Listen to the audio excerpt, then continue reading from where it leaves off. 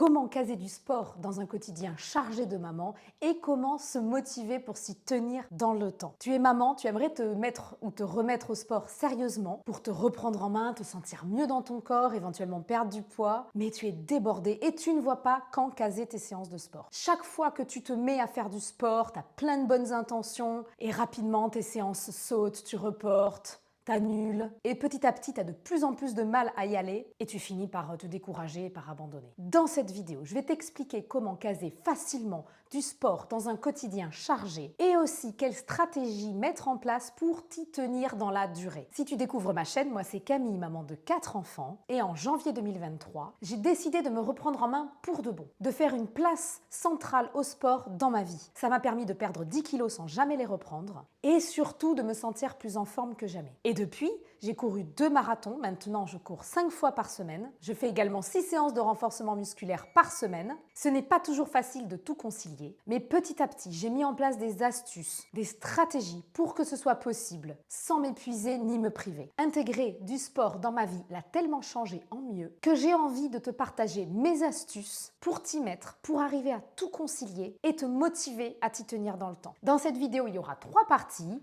Tout d'abord, comment s'y mettre et quel sport choisir quand on a pour objectif de se reprendre en main avec un emploi du temps chargé. Deuxième partie, comment s'organiser pour tout concilier. Et troisième partie, mes astuces motivation pour t'y tenir dans le temps pour que ce soit durable et que ça devienne une vraie habitude. Première partie, comment s'y mettre et quel sport choisir. Déjà, il faut comprendre que tout doit partir d'une décision, celle de te prioriser, tout en restant une maman présente pour tes enfants, car c'est pas incompatible. Il va falloir que tu prennes cette décision, celle de prendre soin de toi. Et dis-toi que ce sera une des meilleures décisions de ta vie. Ça va vraiment la changer en mieux, tu seras plus en forme, moins fatigué, moins malade, tu auras moins de douleurs, tu vas bâtir une santé solide pour le futur. Et vraiment, tu ne le regretteras pas. Se prioriser, ça va bénéficier à tes proches, à tes enfants. Une maman en pleine forme, c'est top pour eux. Tu vas leur montrer l'exemple, ils vont vouloir t'imiter, vous allez pouvoir partager du sport en famille. Et il faut vraiment le voir comme un investissement. C'est un investissement en toi et en ta santé. Et tu vas avoir un retour sur investissement. Tu auras plus d'énergie, un meilleur sommeil, tu te sentiras mieux dans ton corps et dans ta tête. Donc, ça vaut le coup. C'est tout sauf une perte de temps. Et rappelle-toi qu'il faut toujours prioriser ce qui est vital sur ce qui est visible. En gros, le rangement, le ménage, le repassage, c'est du visible. Ça peut toujours attendre. Prendre soin de son corps, c'est du vital. Ça n'attend pas. Et ce sont les petites graines que tu plantes maintenant, en t'y mettant régulièrement, qui vont te permettre de bâtir un corps fort et solide pour l'avenir et un mental d'acier. Motivé ? Bon, maintenant, on va voir quel sport choisir. La stratégie que je te conseille, c'est de commencer par choisir un sport plaisir et idéalement qui se case facilement dans ton quotidien. Ensuite, une fois que tu aimeras vraiment bouger, que tu auras déjà des bienfaits sur ta santé, tu pourras envisager d'ajouter aussi un sport qui muscle pour vraiment bâtir une santé solide pour la suite. Mais ça, c'est après. On commence d'abord par le sport plaisir pour reprendre du plaisir dans le mouvement. Un sport que tu aimes vraiment, c'est fondamental pour durer dans le temps. L'idée, c'est d'installer une régularité et d'associer le sport a du plaisir. Tu peux choisir de pratiquer un sport que tu aimes déjà, ou tu peux aussi apprendre à aimer un sport en le pratiquant. Il n'est pas forcément nécessaire d'aimer le sport avant de commencer. Beaucoup de gens d'ailleurs n'aiment pas au départ et se mettent à aimer en faisant. Parfois, il faut persévérer un peu pour apprécier. C'est par exemple le cas de la course à pied. C'est vraiment un sport qui est idéal pour les mamans par sa facilité d'accès, son absence de contraintes horaires et par les bienfaits que ça a. Mais au début, c'est pas toujours évident d'apprécier. Il faut débuter avec la bonne méthode, très progressivement et s'accrocher un peu pour y prendre du plaisir. C'est d'ailleurs ce que j'aide les mamans à faire dans mon accompagnement. Certaines mamans se mettent à vraiment aimer ça car on y va très progressivement. Et si on déteste le sport en général, c'est pas une fatalité.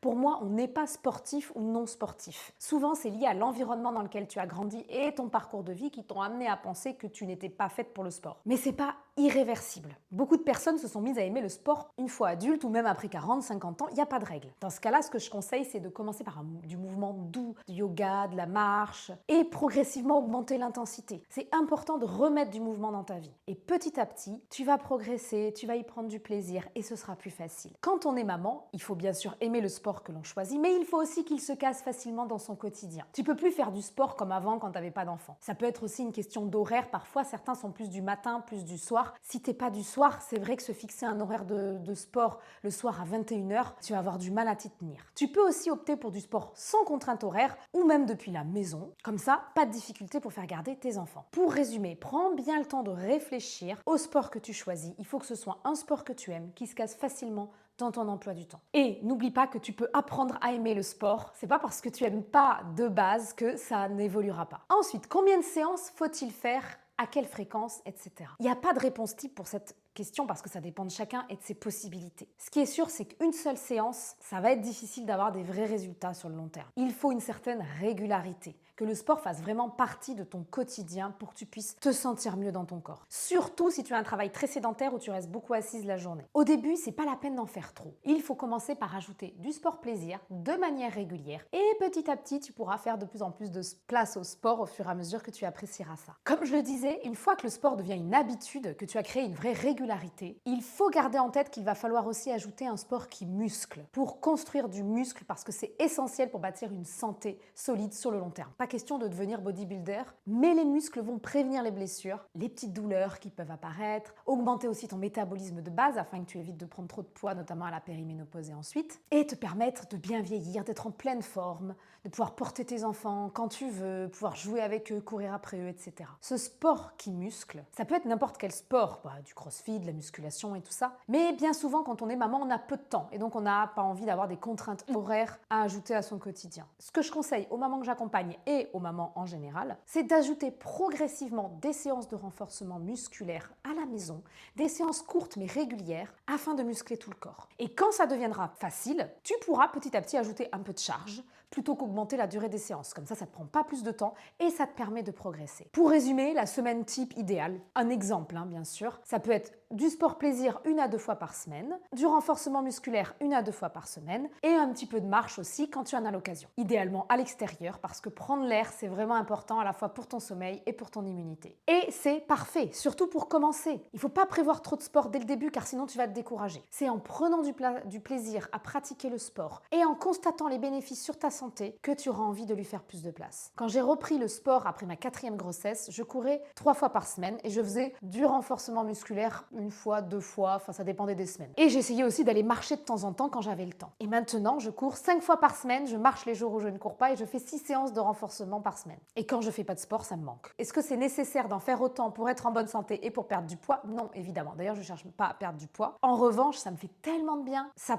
participe à mon équilibre. Deuxième partie, comment s'organiser pour tout concilier. Avec tout ce sport, tu te dis c'est impossible de tout concilier. C'est déjà difficile pour toi d'envisager ne serait-ce qu'1 ou 2 séances, donc davantage ça te paraît insurmontable. En réalité, tu vas construire un cercle vertueux. Et c'est ce que je vais t'expliquer dans cette partie. Imagine-toi moins fatigué, moins souvent malade, plus en forme, plus d'énergie dans la journée, plus efficace à ton travail. Tu vas vite voir que c'est du temps de gagné et non de perdu. C'est ce que j'ai personnellement constaté. Au départ, j'ai fait du sport pour perdre du poids. Puis j'ai tellement aimé ça que je lui ai fait de plus en plus de place dans ma vie. Et en fait, j'ai constaté que j'étais tellement plus en forme que ça a amélioré plein d'autres aspects de ma vie. Je me suis sentie de meilleure humeur, moins énervée, moins stressée, plus efficace au travail, moins fatiguée. Bref, j'ai eu tout sauf l'impression de perdre du temps. Il y a aussi des astuces qui vont t'aider à mieux t'organiser et à tout concilier plus facilement. Première astuce, planifier tes créneaux de sport à l'avance. Tenir un planning de la semaine et du week-end pour y inscrire tes séances de sport et pouvoir adapter en fonction de tes contraintes. Tu définis à l'avance une structure, par exemple 3 séances de sport par semaine, où tu vas plutôt faire le mercredi, le samedi et le dimanche. Et ensuite, le dimanche soir, pour la semaine à venir, tu regardes ce que tu vas pouvoir faire et tu fais la même chose le vendredi soir, par exemple, pour le week-end. Garder un même créneau d'une semaine à l'autre, ça aide aussi pour la motivation, j'y reviendrai après. Mais quand on est maman, il faut adapter, c'est pas toujours possible. Donc tenir les plannings, ça va vraiment t'aider.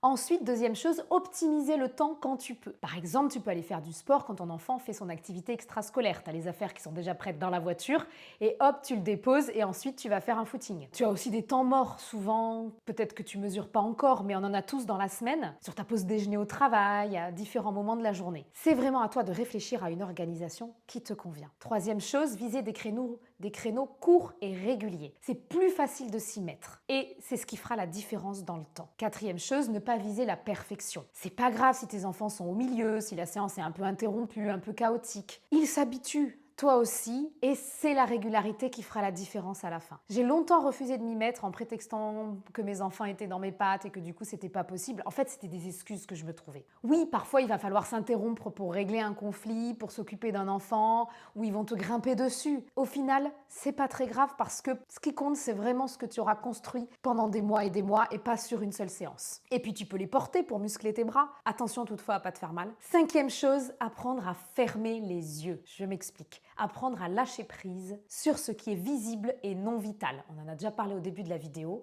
C'est pas évident au début, mais ça s'apprend. Ton corps, c'est vital. Tu dois en prendre soin dès maintenant. Le linge, le ménage, c'est visible. Ça peut attendre. Tu seras pas en mauvaise santé si ton linge n'est pas repassé, par exemple. En revanche, si tu prends pas de soin de ton corps, si. Sixième chose, tu peux mettre en place des astuces organisation, par exemple pour la gestion des repas et la cuisine, qui vont t'aider et soutenir ton quotidien. Ça te permettra en plus de manger plus équilibré et plus varié, ce qui, combiné au sport, va vraiment te permettre de te sentir mieux au quotidien. Ça peut être le batch cooking, une organisation qui te convient et qui va t'aider à gagner du temps. Enfin, la question de la garde des enfants, si tu fais du sport à l'extérieur. Si tu es en couple, vous pouvez alterner pour garder les enfants, en discuter évidemment. Et si tu es maman solo ou que ton conjoint est en déplacement ou qu'il n'est pas disponible, il peut y avoir des solutions, il faut être inventif. Trouver des créneaux quand ils sont à l'école, quand ils sont en activité, sur la pause déjeuner. C'est l'intérêt de planifier ces séances à l'avance justement. On peut aussi opter pour un tapis de marche ou faire ces séances à la maison. Et puis on peut les emmener dans certains cas.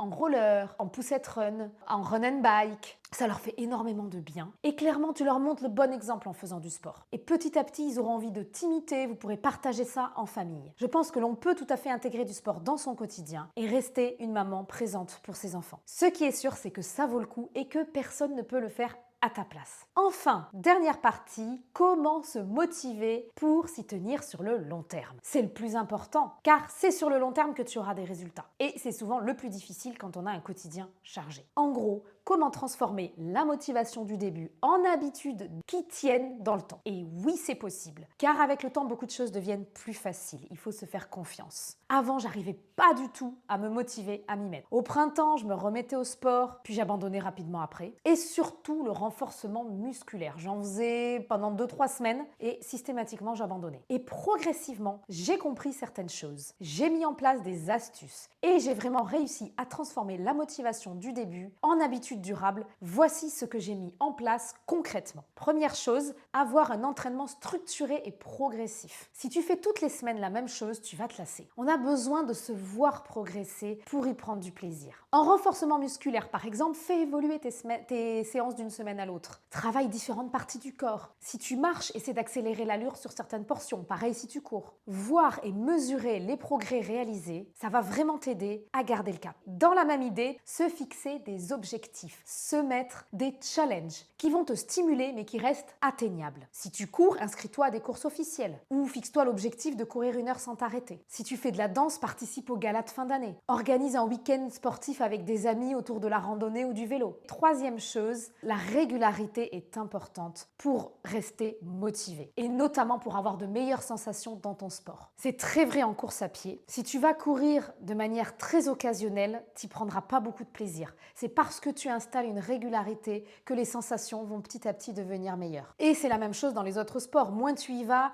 moins tu as envie d'y aller, moins les sensations sont bonnes. C'est un cercle vicieux. Avoir une dimension sociale ou le faire en famille, ça peut t'aider aussi. Pour certains, c'est très important pour rester motivé. Ça peut être s'inscrire à un club ou motiver une amie à toi pour courir avec toi. Faire des balades en famille aussi. Même des challenges sportifs en famille, comme s'inscrire à une course avec ses enfants. Voir tes enfants prendre du plaisir à faire du sport, partager ça avec eux, ça va vraiment t'aider à tenir dans le temps. Ça te donne moins l'impression de les laisser de côté pour faire ton sport. Constater les bienfaits à court terme. L'idée, c'est de se concentrer sur comment tu te sens après la séance. Quand tu as fini ta séance, essaie de t'arrêter un petit peu sur tes sensations, comment tu te sens, est-ce que tu te sens bien, est-ce que tu es fier de toi. Et ensuite, tu vas visualiser ces sensations avant de faire ta séance. En gros, l'idée, c'est d'enregistrer petit à petit les bienfaits et de les visualiser avant d'y aller pour que le cerveau enregistre qu'en fait, c'est quelque chose de bien le sport, que ça te fait du bien. Dis-toi qu'on ne regrette jamais d'avoir fait sa séance, alors qu'à l'inverse, on est souvent déçu de soi-même quand on n'y est pas allé. Il faut aussi t'attarder sur les bienfaits à long terme. Donc c'est plutôt les bienfaits santé, le sommeil, l'énergie, comment tu te sens dans ton corps. Constater les bienfaits que ça t'apporte sur ton bien-être et ta santé, ça va t'aider à prioriser le sport dans ta vie et à t'y tenir sur le long terme. Il ne faut pas négocier avec soi-même. Il ne faut pas se poser la question, est-ce que j'ai envie d'y aller ou pas? Non, parce que sinon la réponse c'est forcément non. Tu vas préférer aller regarder une série dans ton canapé que courir dehors sous la pluie et de nuit. Quand tu débutes ta séance, pense à comment tu vas te sentir après. Pense à ta douche, ton repas,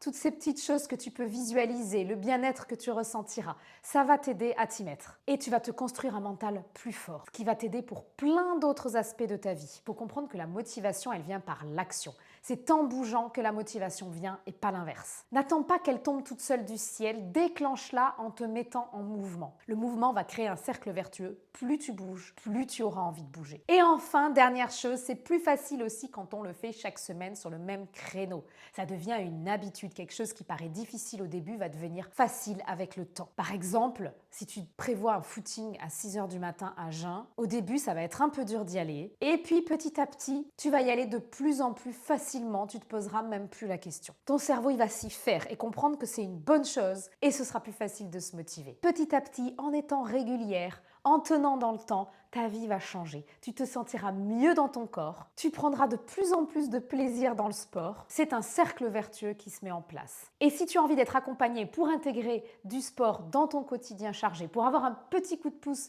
pour t'y mettre, je peux t'aider. J'accompagne des mamans à se reprendre en main durablement et à intégrer des routines adaptées à leur vie. Je te mets le lien vers le formulaire pour candidater à mon accompagnement en description de la vidéo. Je te remercie pour ton écoute. Je t'invite à venir me dire en commentaire ce que tu en penses. Si te remettre au sport est un objectif pour toi, si tu en fais déjà, quels sont tes blocages, tes difficultés. N'oublie pas de mettre un petit pouce si tu as aimé cette vidéo et à très bientôt pour une nouvelle.